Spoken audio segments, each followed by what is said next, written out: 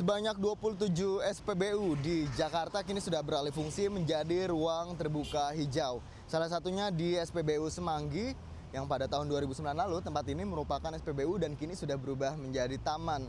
Dalam kurun waktu tahun 2009 hingga tahun 2012 sudah ada sekitar 4 hektar yang disulap menjadi ruang terbuka hijau. Pemerintah Provinsi DKI Jakarta lewat Dinas Pertamanan dan Pemakaman menargetkan 19.900 hektar akan menjadi ruang terbuka hijau, sesuai dengan rencana peningkatan ruang terbuka hijau tahun 2010 hingga 2030. Nantinya 30% wilayah ibu kota akan menjadi paru-paru Jakarta.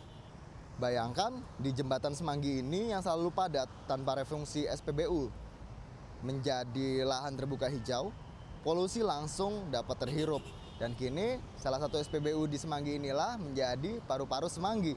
Lewat refungsi SPBU inilah Gubernur DKI Jakarta Fauzi Bowo memperoleh rekor muri mengembalikan jalur hijau pada fungsinya, sama saja dengan mengembalikan hak warga Jakarta untuk dapat hidup sehat. Dan tanpa kita sadari, ruang terbuka hijau juga dapat meningkatkan kualitas hidup kita masing-masing. Dari Jakarta, Silvano Hajid, Rianto Eko, Metro TV.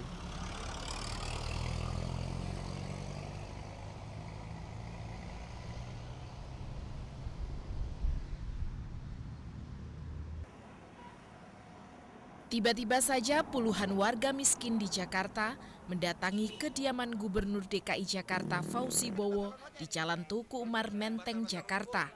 Kedatangan mereka ini untuk hendak menukar kupon sembako seharga Rp25.000 yang diperoleh dari seseorang yang tidak mereka kenal yang ternyata palsu belaka.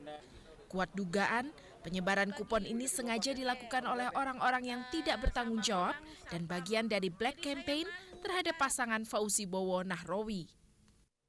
Kami sangat terkejut karena sejak awal pendirian FBJ kami sudah memilih peran, dan di dalam pilihan peran itu kegiatan pembagian sembako atau hal-hal yang serupa ini memang tidak masuk dalam rancangan kegiatan kami. Kampanye hitam atau black campaign sepertinya sudah menjadi hal biasa dalam perjalanan demokrasi di Indonesia. Biasanya, kampanye hitam ini dilakukan secara diam-diam dan lewat berbagai cara. Saya udah 3 kali pilkada, 2 kali bupati, sekali gubernur. Ini pilkada yang keempat. Pengalaman setiap kali mau pilkada pasti muncul cerita aneh-aneh. Jadi kalau ada yang punya latar belakang nggak bagus, nggak usahlah ikut pilkada, pasti keluar semua. Nah, jadi serangan itu ada yang berdasarkan fakta, ada yang cuma fitnah. Jadi diemin aja. Nanti juga kalau selesai pilkada hilang sendiri. Salah satu bentuk yang diduga bentuk kampanye hitam yang menimpa sejumlah pasangan bakal calon gubernur adalah aksi demo di sekitar Bundaran Hotel Indonesia pekan lalu. Para pendemo menolak pencalonan Alex Nurdin dan Joko Widodo karena keduanya masih menjadi kepala daerah di luar Jakarta. Sedangkan beragam masalah ada di sana seperti korupsi dan keamanan. Ya biasa saja dalam masa kampanye, ada yang black campaign, negatif kampanye, ya enggak apa-apa, biasa. Masyarakat bisa menilai mana yang berita yang benar, mana berita yang tidak benar, mana yang black campaign, mana yang kampanye negatif. Saya kira bisa dipilah-pilah. Saya nggak akan nanggapi atau menyerang, enggak. Itu bukan tipe saya. Kampanye hitam tampaknya masih menjadi bumbu-bumbu yang selalu dipakai dalam setiap musim pemilu kada di Indonesia. Apapun bisa dilakukan demi menjatuhkan lawan. Inilah dunia politik di negeri ini. Tim Liputan Metro TV.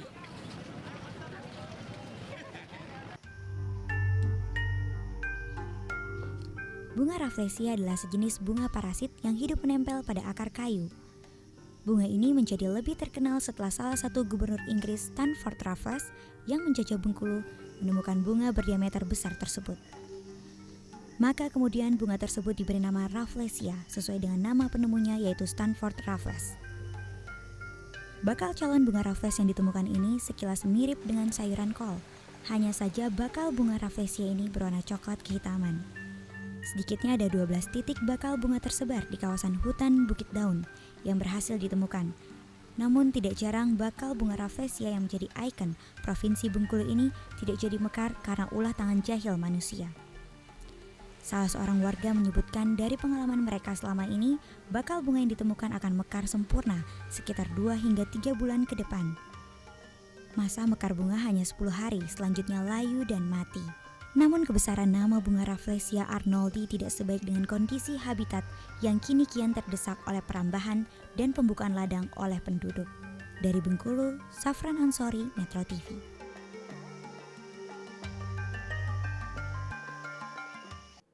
Menjatuhkan pidana terhadap terdakwa Dimas Ginting dengan pidana penjara selama 2 tahun dan pidana denda sebesar 50 juta rupiah dengan ketentuan apabila denda tidak dibayar diganti dengan pidana kurung selama 3 bulan.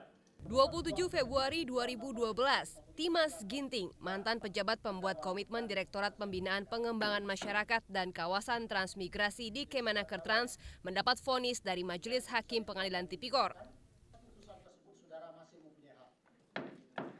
Dimas masuk bui karena melakukan penunjukan langsung PT Alfindo untuk proyek pengadaan dan pemasangan PLTS di Kemenaker Trans tahun 2008. Dan dari persidangan Dimas jugalah saksi-saksi mengungkap nama dan peran istri Muhammad Nazarudin, Neneng Sri Wahyuni. Dari setiap bagian divisi seperti marketing, admin, HRD itu mengajukan ke saya. Dari saya ajukan ke Bu Neneng.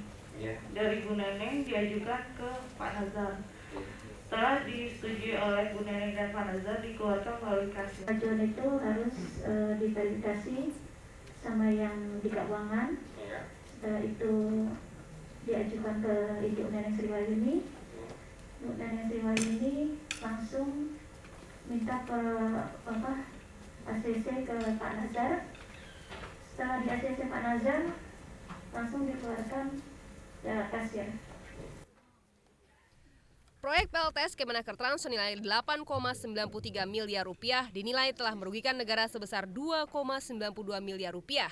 Kerugian yang justru berwujud keuntungan bagi PT Anugrah Nusantara, perusahaan milik Nazarudin, Neneng Sri Wahyuni, Mindo Rosa, dan Marusi Matondang. Lewat penunjukan langsung PT Alfindo Nuratama Perkasa yang merupakan perusahaan pinjaman atas nama PT Anugrah Nusantara inilah, Neneng diduga menerima keuntungan 2 miliar rupiah. Tim Liputan Metro TV. Nunun Nurbaiti didakwa memberi suap dalam bentuk cek perjalanan senilai 20,8 miliar rupiah ke sejumlah anggota DPR periode 1999-2004 melalui Ari Malangjudo. Cek pemenangan Miranda S. Gultom sebagai Deputi Gubernur Senior Bank Indonesia 2004 dalam bentuk 480 lembar cek BII masing-masing senilai 50 juta rupiah. Diberikan kepada anggota DPR periode 1999-2004. Hingga akhirnya 26 orang anggota DPR dijadikan sebagai tersangka, seperti Hamka Yandu fraksi Golkar, Dudi Makmun Murad, Endin Aje Suhaifira, dan Undu Juhairi. Apakah saudara saksi juga mengetahui bahwa Ibu Nunun dekat dengan anggota-anggota Dewan? Tidak, saya hanya tahu Ibu Nunun pasti punya banyak kenalan begitu saja. Kenalan di sini saudara benar-benar tidak mengetahui bahwa Ibu juga dekat dengan anggota-anggota Dewan? Tidak. Sebelum masuk ke pemeriksaan dan persidangan di tahun 2012 ini, istri mantan Wakapolri Adang Dorjatun ini juga pernah melarikan diri selama 1 tahun 10 bulan. Terhitung 23 Februari 2010 hingga tertangkap di Bangkok 10 Desember 2011. Status buron disandang Nunun Nurbaiti sejak KPK meminta Kementerian Hukum dan HAM melakukan pencekalan terhadap istri mantan Wakapolri terhitung Maret 2010. Tetapi dalam persidangan Nun mengaku sudah meninggalkan tanah air sejak 23 Februari 2010. Dalam pengakuannya, Nunun juga mengaku meninggalkan Jakarta bukan karena melarikan diri, tetapi untuk berobat karena menderita gangguan saraf di kepala, berobat ke Singapura dan ke Bangkok, Thailand. Tidak hanya itu, dalam persidangan Nunun Nurbaiti juga kerap menjawab pertanyaan majelis hakim dengan alasan lupa dan beberapa kali persidangan ditunda karena alasan sakit. Dan yang cukup menarik, Nunun satu-satunya terdakwa di persidangan tipikor yang diperkenankan menggunakan kacamata hitam. Tim Liputan Metro TV.